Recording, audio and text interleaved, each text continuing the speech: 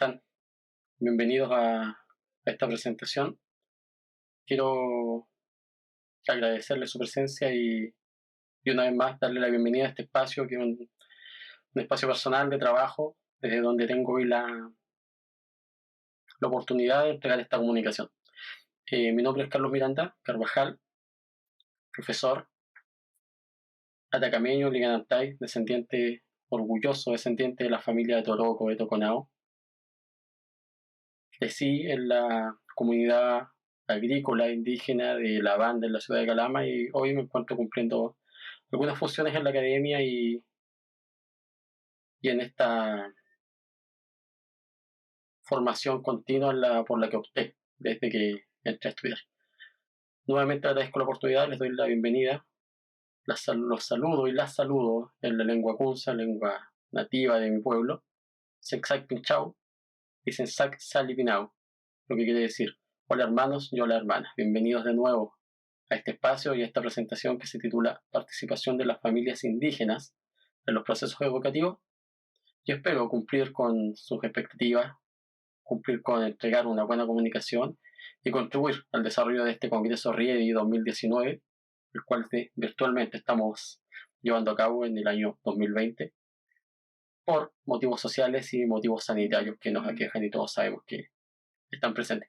De nuevo, bienvenidos y los invito a conocer este trabajo para que podamos comentarlo, podamos difundirlo y podamos seguir contribuyendo a esta formación de educación intercultural a nivel indígena, a nivel de migrante, porque yo soy una persona que cree en la educación pública y en la inclusión educativa y social para todos y todas quienes vivimos juntos en esta sociedad.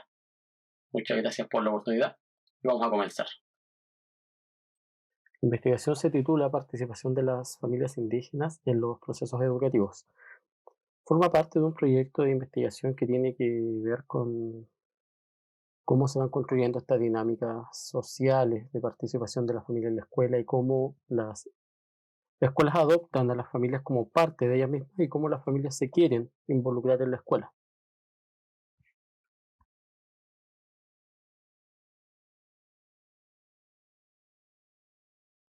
Tenemos que hablar de algunas cosas, algunos temas importantes. Por ejemplo, la escuela pública hoy. Estando situados en un contexto de educación pública, tenemos que considerar las diversas reformas educativas que se están llevando a cabo, que tienen que ver mucho con la Ley General de Educación, la Ley de Inclusión Educativa. Sumado esto, obviamente, a las políticas de nueva educación pública, más conocida como este fenómeno de la desmunicipalización de la educación. Bueno, estos proyectos de ley, estas leyes ya promulgadas, son las que rigen hoy la educación pública y bajo las cuales tiene que funcionar el sistema educativo.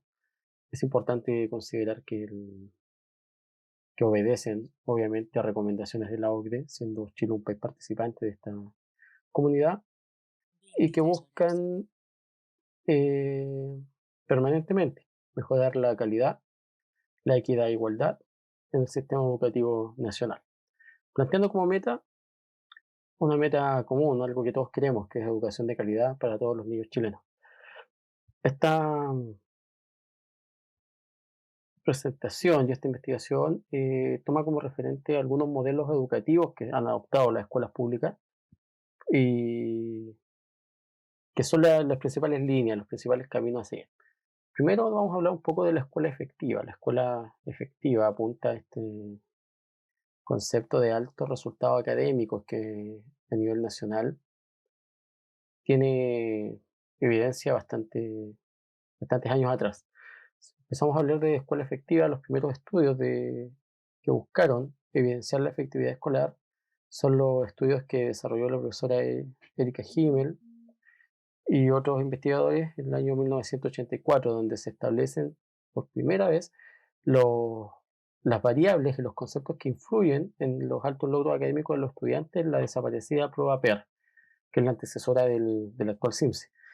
Aquí se nombran algunas variables, no se detallan en profundidad, pero se nombra que la familia es importante, que el liderazgo directivo, las expectativas del profesor y el cómo funciona la escuela en realidad.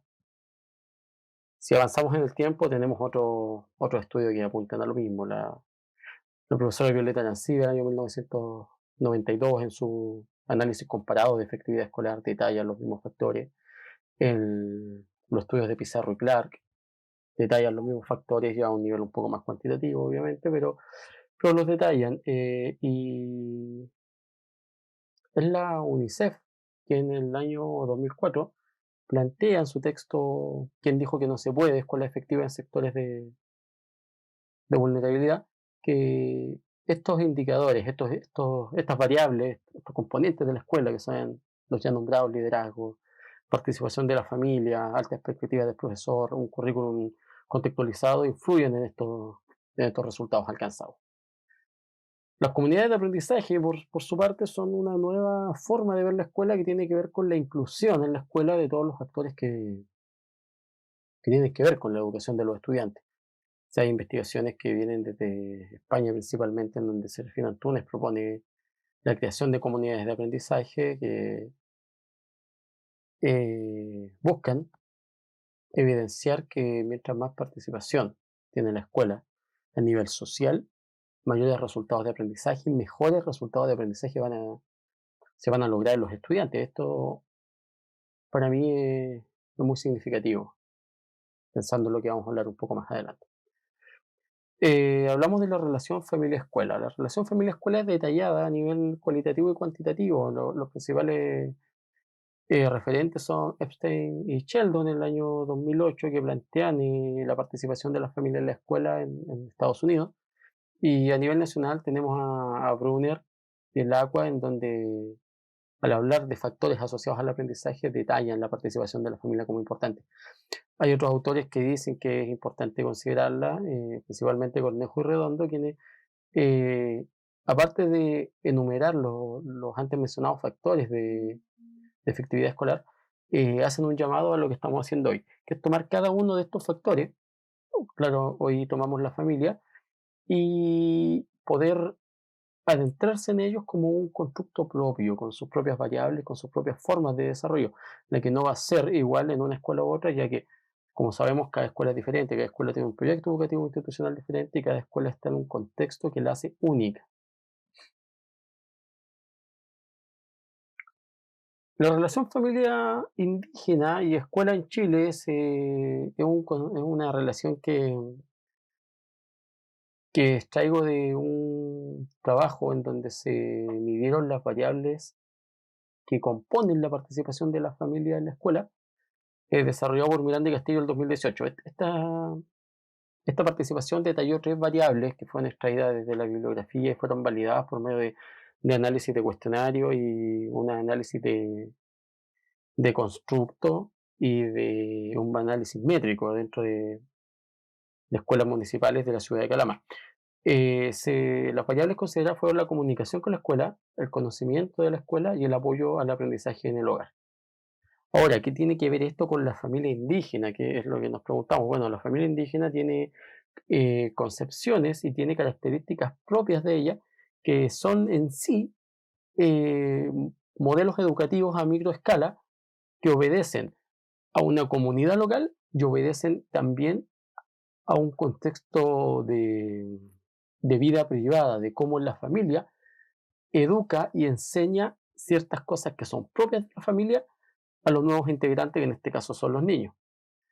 Eh, ¿Cómo empieza esto? Bueno, con la comunicación familiar. La comunicación familiar, la tradición oral que se observa, es bastante importante. No es raro encontrar algunos textos, algunos libros que hablan de historias orales. No es raro y saber que la historia familiar se conoce de forma oral. O sea, en mi caso personal, yo podría decir, yo conozco mi historia familiar, la historia de la familia Toroco, que nace de Nicolás Toroco en el pueblo de Toconao, de forma oral.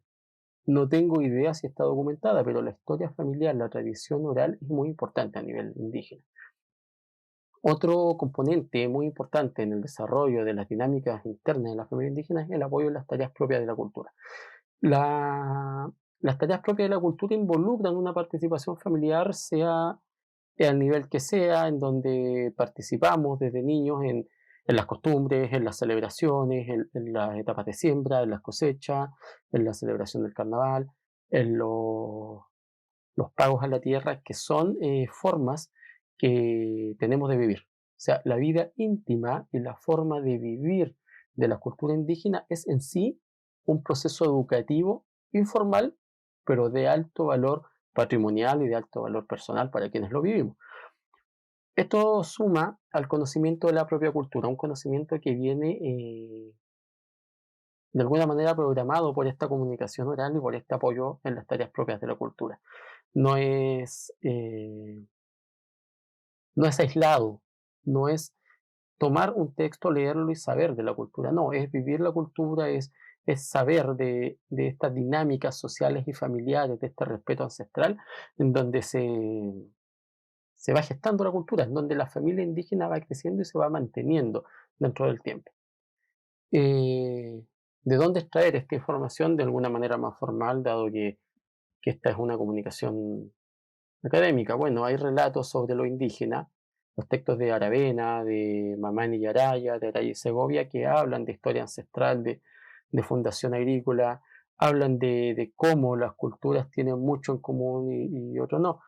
Estos textos del relato sobre los indígenas son textos de financiamiento propio, edición local, que se desarrolla desde lo indígena. O sea, a mí me da mucho gusto presentar estos textos porque son textos que obedecen al esfuerzo, a la conservación del patrimonio y de las culturas.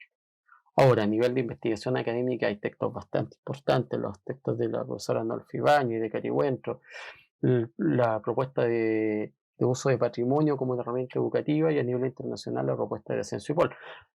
Todas hablan de esto mismo, todas hablan de las dinámicas familiares, de cómo se construyen las dinámicas familiares y cómo se van creando estos lazos indisolubles de comunicación, de conocimiento y de transmisión cultural.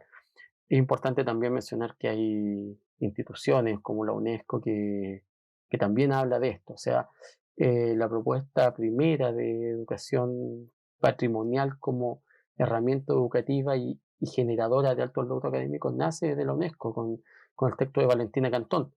Este se desarrolla en México, pero si uno lo revisa y lo trae al patrimonio local, a la formación patrimonial de nuestras familias indígenas y de hecho algunas no indígenas, hace bastante sentido en la forma en la que se puede tomar. ¿Qué pasa con la participación de la familia indígena en estas tres variables que mencionamos en la escuela? Bueno, en la ciudad de Calama, un N de 520 estudiantes de sexto básico se aplicó el cuestionario para medir la participación de la familia en la escuela. Este cuestionario, uno de sus ítems era claramente si pertenecían a algún pueblo indígena.